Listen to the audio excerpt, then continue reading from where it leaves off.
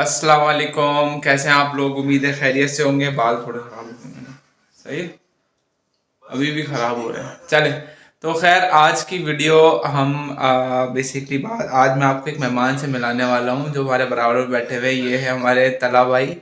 और मुझसे लोग पूछ रहे थे कि फिनलैंड स्कॉलरशिप पे कैसे आते हैं। तो ये जो हमारे पास लकी इंसान बैठा हुआ है ये बेसिकली 100% स्कॉलरशिप पे फिनलैंड आए हैं माशाल्लाह से। और आज हम इनसे बात करेंगे थोड़ी सी गाइडेंस। लोग मुझसे पूछ रहे थे कि स्कॉलरशिप कैसे मिलती है।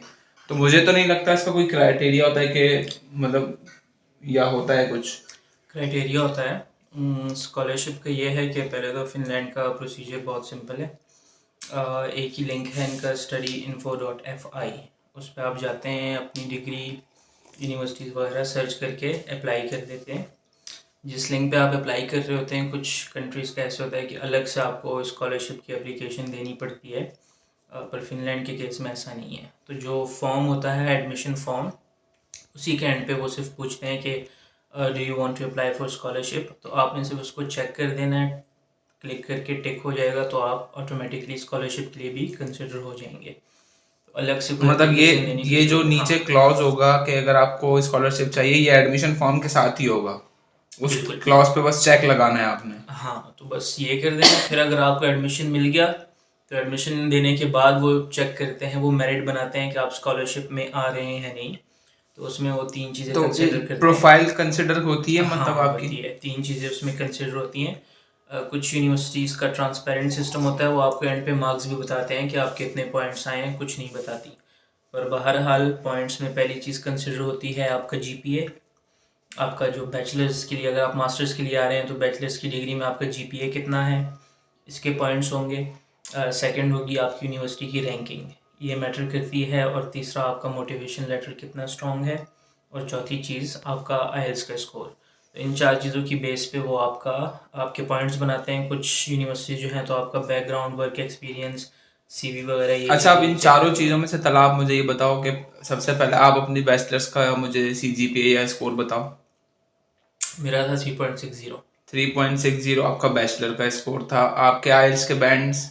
आईएलटीएस के मेरे 8। 8 बैंड्स आपके थे। जी। ओके। और लेकिन ये है कि मैंने बहुत सारे लोग ऐसे भी देखे हैं जिनका सीजीपीए कम है, फॉर उनको एग्जांपल भी स्कॉलरशिप 3.3। मिल गई है, हाँ। हाँ, और आईएलटीएस का भी 6.57। तो कुछ को 100% मिली है, कुछ को 50% भी मिली है। पर आपकी ओवरऑल प्रोफाइल कंसिडर होती है, सिर्फ एक चीज़ कंसिडर नहीं होती। अगर आपका जीपीए कम है और आपका वर्क एक्सपीरियंस ज़्यादा है तो ये भी आपके लिए एक प्लस पॉइंट हो सकता है। अच्छा, दूसरी चीज़ ये कि आप फिनलैंड ही क्यों चूज़ किया था आपने? किसी और कंट्री क्यों नहीं गए? मैं एक दो कंट्रीज़ और में भी मैंने अप्लाई किया था, पर फिनलैंड का ये है कि इनका एजुकेशन सिस्टम बहुत अच्छा है। जो नेशनलिटी और पीआर का सिस्टम है वो थोड़ा इजी है। और फिनलैंड आना कंपैरेटिवली बाकी कंट्रीज़ की नस्बत ज़रा इजी है। जैसे जर्मनी हो गया या कोई और कंट्री हो गई, तो उनके मुकाबले में फिनलैंड का प्रोसीजर थोड़ा सिंपल है और इजी है। अच्छा, और एजुकेशन बहुत इस अच्छी है। फिनलैंड के अलावा और कोई कंट्री सोच रहे थे जाने के लिए? मतलब कोई लिस्ट में थी फिनलैंड के अलावा? नॉर्वे और जर्मनी। नॉर्वे और जर्मनी। पर नॉर्वे ने फीस रख दी है तो अब वो फ्री एजुकेशन है नहीं और उनकी स्कॉलरशिप्स भी नहीं है। तो वो अफोर्ड करना मुश्किल है। तो अभी जो लोग जैसे फिनलैंड आ रहे हैं तो अगर उनको स्कॉलरशिप चाहिए तो उनको क्या करना चाहिए? अगर उनकी सीजीपीए वगैरह अच्छी है जैसे कि, तो वो क्या करें अगर ऐसा? आपकी सीजीपीए अच्छी है तो आपका एक ही चीज़ है, अगर आपने आईएलटीएस नहीं दिया तो उस पे कोशिश करें अच्छा बैंड आपके आए। और अपने मोटिवेशन लेटर पे काम करें। हमारे लोग, कुछ लोग बहुत जान छुड़ाते हैं और मोटिवेशन लेटर के बहुत ज़्यादा पॉइंट्स होते हैं। सही है। मतलब आइल्स एक ऐसी चीज़ है जो आपको बहुत हेल्प कर सकती है वो स्कॉलरशिप दिलवाने में ना। यस। ठीक है, ओके। ये कुछ लोग जल रहे हैं हमारे हमारी वीडियो से। खैर तलहा जो है वो हम मतलब जब मैं फिनलैंड आया उससे 1 महीने पहले शायद तलहा फिनलैंड आ गया था। और यूनिवर्सिटी ऑफ ऑल्टो में तलहा पढ़ते हैं। और मास्टर्स के लिए MSc MS mechanical engineering. MS mechanical engineering में तला ने एडमिशन लिया हुआ था। 100% स्कॉलरशिप है तला की माशाल्लाह से। 2 साल का प्रोग्राम है, आई थिंक आपको 2 साल। 2 साल का तला का प्रोग्राम है। और दोनों साल की फीस वेव्ड है, मतलब दोनों साल, मतलब ये टोटल प्रोग्राम ही फ्री है ऑलमोस्ट। बिल्कुल। ठीक है, तो मतलब तला दोनों साल जो पढ़ेंगे यहाँ पे वो उनकी उसकी कोई फीस नहीं होती, जितना भी खर्चा जो भी हुआ वो सब यहाँ आने तक का हुआ बस, बाकी आप सब कुछ वो था, मतलब फीस तो कुछ थी नहीं, तो जो भी खर्चा हुआ वो सब यहाँ पे आने का और बैंक स्टेटमेंट का पैसा। तो इस तरह से अगर किसी की अच्छी प्रोफाइल है इसी लेवल की, तला की ऑब्वियसली अच्छी CGPA थी उसका, फिर आइल्स में स्कोर अच्छे थे, तला इंग्लिश का बैकग्राउंड ज़्यादा अच्छा था इस वजह से आइल्स में स्कोर आए, या इंग्लिश नॉर्मल थी? इंग्लिश का बैकग्राउंड भी अच्छा मैटर करता है, लेकिन उससे ज़्यादा मैटर करता है आप आइल्स के टेस्ट को समझते कितने बेहतर तरीके से हैं।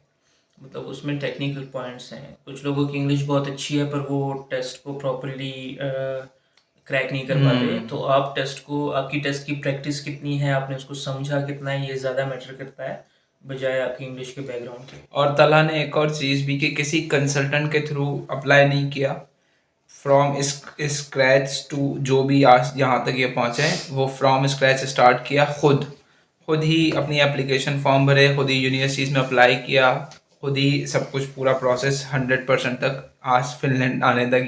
ये कुछ लोग जल रहे हैं हमारे से बहुत हमारा पॉडकास्ट अच्छा चल रहा है तो लोग जल रहे हैं। खैर तो इस तरह से आप यूनिवर्सिटी में एडमिशन अप्लाई कर सकते हैं अगर आपकी अच्छी प्रोफाइल है। लोगों ने, अभी मैंने सुना था कुछ लोग कह रहे थे फिनलैंड ने जो है वो स्कॉलरशिप्स देना बंद कर दी, ऐसा भी है क्या? अभी तक तो मिल रही थी और आगे भी, मतलब ऐसी कोई बात नहीं है कि बंद कर दी। हाँ, और तला इतना कोई पुराने नहीं है अभी, लेकिन यूनिवर्सिटीज ने अपनी फीसेस बढ़ा दी। हाँ, यूनिवर्सिटी ने फीसेस तो बढ़ा दी है, बट ये कि 2 महीने ही हुए हैं तला को आए हुए, 2 से 3 महीने, और इसमें ऐसा नहीं कि 2 महीने में 3 महीने में कुछ चेंज हो गया, बट यूनिवर्सिटीज़ में अभी भी स्कॉलरशिप्स मिल रही हैं। तो स्कॉलरशिप मिलती है भाई फिनलैंड में, आप अप्लाई कीजिए किसी मिलती हैं और बहुत ज़्यादा मिल रही हैं।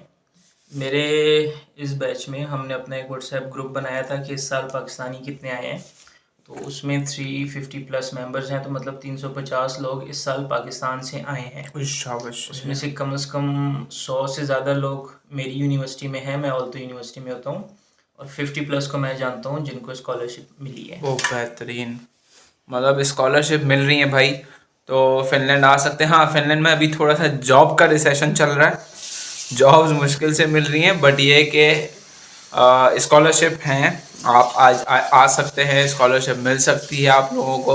तो मुझसे लोगों को सवाल पूछ रहे थे कि हम स्कॉलरशिप के लिए अप्लाई करें, तो बिल्कुल अप्लाई कीजिए भाई, मिल जाती है। ये एक केस हमारा तला का वैसे ताल्लुक जो है वो कोहाट से है, तो ये कोहाट से ही सारी एप्लीकेशन प्रोसेस की थी? नहीं, मैं रहे उस वक्त इस्लामाबाद में रहा था। ठीक है, तो तला ने इस्लामाबाद से प्रोसेस किया, वैसे ऑब्वियसली तला की जो अपब्रिंगिंग वो कोहाट की है सारी, वहाँ से अप्लाई किया था, और बाकी सारी चीज़ें एज इट इज़ थी उसी के वही, जैसे स्टडी इन्फो का तला ने भी बताया, तो उसको भी आप जाके देखें, सर्च करें कौन सी यूनिवर्सिटीज़ आपके लिए बेहतर है वो चूज़ किया करें। और किसी भी तरह के कोई सवालात हो हमसे जो है वो कमेंट में आप रब्ता कर सकते हैं। इंशाल्लाह मुझे नहीं कुछ पता होगा तो मैं तला से पूछ के आप लोगों को गाइड कर दूंगा। तो ये थी आज की वीडियो। हाँ, मोटिवेशन लेटर के बारे में कुछ और पूछना हो तो आसिया हमारे साथ हैं, आप हमें कमेंट कर सकते हैं। इंशाल्लाह हम जहाँ तक पॉसिबल हो सकेगा, मैं मतलब जो भी मुझे कांटेक्ट करने की कोशिश करेगा मैं उसके साथ उसका रिप्लाई करूँगा इंशाल्लाह।